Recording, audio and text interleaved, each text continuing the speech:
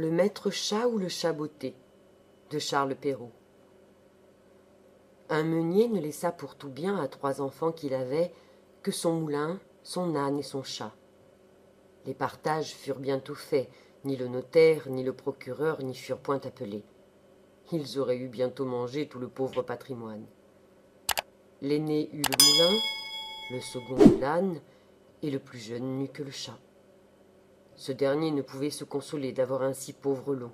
« Mes frères, disait-il, pourront gagner leur vie honnêtement en se mettant ensemble. Pour moi, lorsque j'aurai mangé mon chat et que je me serai fait un manchon de sa peau, il faudra que je meure de faim. » Le chat, qui entendait ce discours, mais qui n'en fit pas semblant, lui dit d'un air posé et sérieux : « Ne vous affligez point, mon maître. Vous n'avez qu'à me donner un sac et me faire une paire de bottes pour aller dans les broussailles, et vous verrez que vous n'êtes pas si mal partagé que vous croyez. » Quoique le maître du chat ne fît pas grand fond là-dessus, il lui avait vu faire tant de tours de souplesse pour prendre des rats et des souris, comme quand il se pendait par les pieds ou qu'il se cachait dans la farine pour faire le mort, qu'il ne désespéra pas d'en être secouru dans sa misère.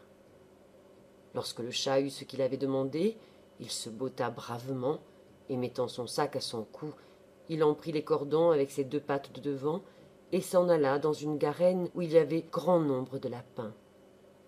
Il mit du son et des lacerons dans son sac, et s'étendant comme s'il eût été mort, il attendit que quelque jeune lapin, peu instruit encore des ruses de ce monde, vint se fourrer dans son sac pour manger ce qu'il y avait mis. À peine fut-il couché qu'il eut contentement. Un jeune étourdi de lapin entra dans son sac, et le maître chat, tirant aussitôt les cordons, le prit et le tua sans miséricorde. Tout glorieux de sa proie, il s'en alla chez le roi et demanda à lui parler. On le fit monter à l'appartement de sa majesté, où étant entré, il fit une grande révérence au roi et lui dit : « Voilà, sire, un lapin de Garenne que monsieur le marquis de Carabas, c'était le nom qu'il lui prit en gré de donner à son maître, m'a chargé de vous présenter de sa part. »« Dis à ton maître, répondit le roi, que je le remercie et qu'il me fait plaisir. » Une autre fois, il alla se cacher dans un blé, tenant toujours son sac ouvert. Et lorsque 2 perdrix y furent entrées, il tira les cordons et les prit toutes 2. Il alla ensuite les présenter au roi, comme il avait fait avec le lapin de Garenne. Le roi reçut encore avec plaisir les 2 perdrix et lui fit donner pour boire. Le chat continua ainsi pendant 2 ou 3 mois à porter de temps en temps au roi du gibier de la chasse de son maître. Un jour qu'il sut que le roi devait aller promener sur le bord de la rivière avec sa fille, la plus belle princesse du monde, il dit à son maître : « Si vous voulez suivre mon conseil, votre fortune est faite. Vous n'avez qu'à vous baigner dans la rivière à l'endroit que je vous montrerai, et ensuite me laisser faire. » Le marquis de Carabas fit ce que son chat lui conseillait, sans savoir à quoi cela serait bon. Dans le temps qu'il se baignait, le roi vint à passer, et le chat se mit à crier de toute sa force : « Au secours, au secours ! Voilà monsieur le marquis de Carabas qui se noie !» À ce cri, le roi mit la tête à la portière, et reconnaissant le chat qui lui avait apporté tant de fois du gibier, il ordonna à ses gardes qu'on allât vite au secours de monsieur le marquis de Carabas.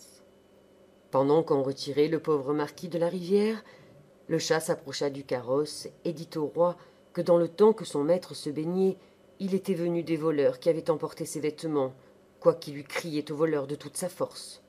Le drôle les avait cachés sous une grosse pierre.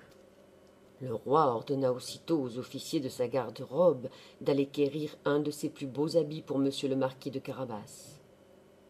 Le roi lui fit 1000 caresses, et comme les beaux habits qu'on venait de lui donner relevaient sa bonne mine, car il était beau et bien fait de sa personne, la fille du roi le trouva fort à son gré, et le marquis de Carabas ne lui eut pas jeté 2 ou 3 regards fort respectueux et un peu tendres, qu'elle en devint amoureuse à la folie. Le roi voulut qu'il montât dans son carrosse et qu'il fût de la promenade.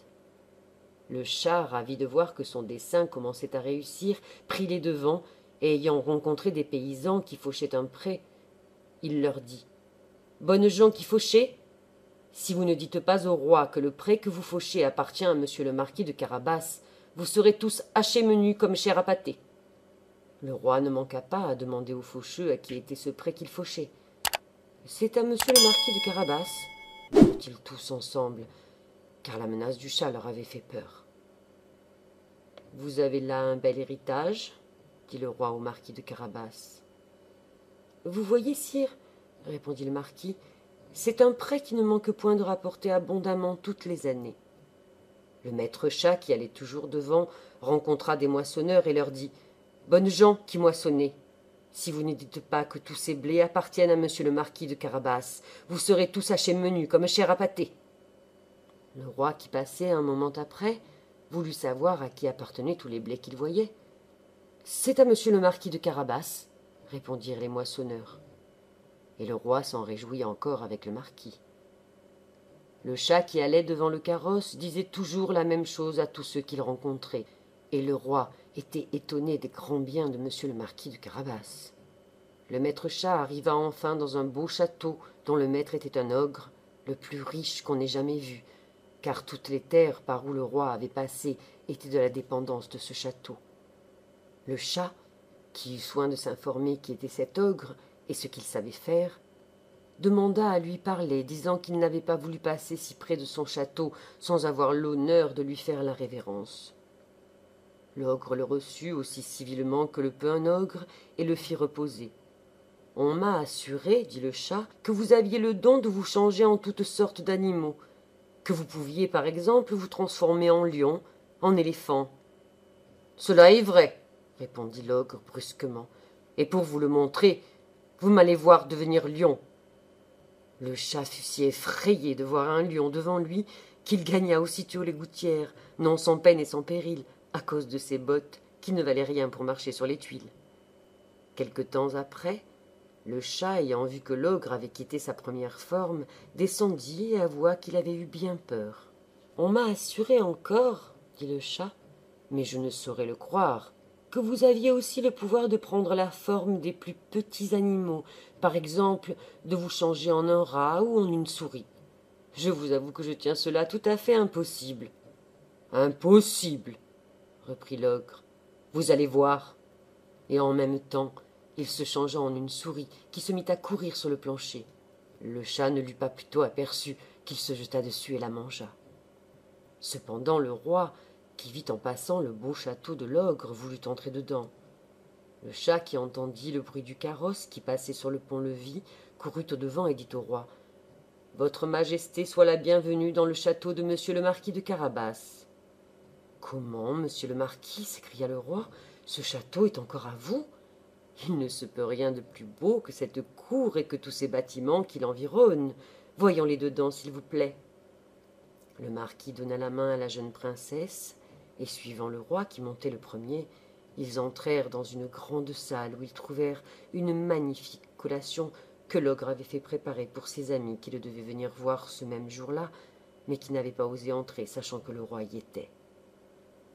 Le roi, charmé des bonnes qualités de monsieur le marquis de Carabas, de même que sa fille qui en était folle, et voyant les grands biens qu'il possédait, lui dit, après avoir bu 5 ou 6 coupes, « Il ne tiendra qu'à vous, monsieur le marquis, que vous ne soyez mon gendre. » Le marquis, faisant de grandes révérences, accepta l'honneur que lui faisait le roi, et dès le même jour épousa la princesse. Le chat devint grand seigneur, et ne courut plus après les souris que pour se divertir. Moralité. Quelque grand que soit l'avantage de jouir d'un riche héritage, venant à nous de père en fils, aux jeunes gens pour l'ordinaire, l'industrie et le savoir-faire valent mieux que des biens acquis. Autre moralité, si le fils de meunier, avec tant de vitesse, gagne le cœur d'une princesse et s'en fait regarder avec des yeux mourants, c'est que l'habit, la mine et la jeunesse, pour inspirer de la tendresse, n'en sont pas des moyens toujours indifférents.